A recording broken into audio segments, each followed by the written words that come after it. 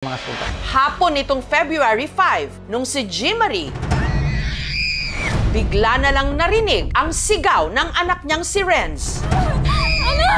Singgit na siya og tabang. Mama, tabang, tabang. Tapi na ko ganang napakong lang. Pagawas na ko sa iya. Nataranta na tugugmay. Suot na t-shirt ni Renz, nagliliyab na. Sige po kung syagit sa iyang magulang nga, kuya, tubig, tubig, dagan sa CR. Tay ang kalayo ko ang gitanggal ang iyang sanina, tapos gi-jakita lang nako siya. Dinala ang bata sa pinakamalapit na ospital. Oy! Hello vlog! Welcome to my guys! So ayun guys, alam niyo na kung gusto niyo malaman ang mga ginagawa ko sa taping. So, tapusin niyo ang video na ito. For today's vlog guys, makikita niyo nasa KMJS na naman tayo! Yes!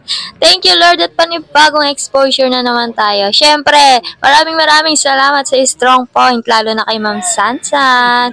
Ayan, basta kasi Ma'am Sansan ang nag-line up. Alam niyo na siguradong exposure niyo.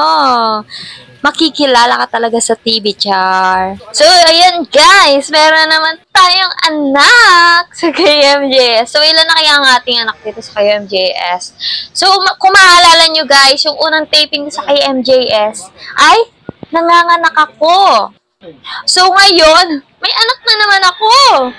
Grabe yun. Ang sipag kong gumawa, char.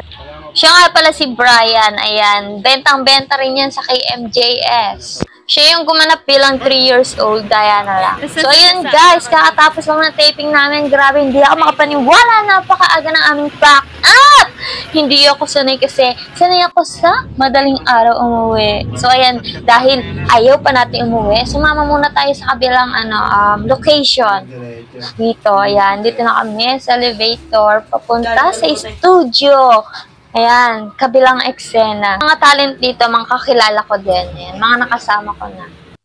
So, ayan guys, pasilip ko muna sa inyo. Char. Kahit mukha ko lang nakikita. Ayan, tamang ano lang si ate mag-girl. Video.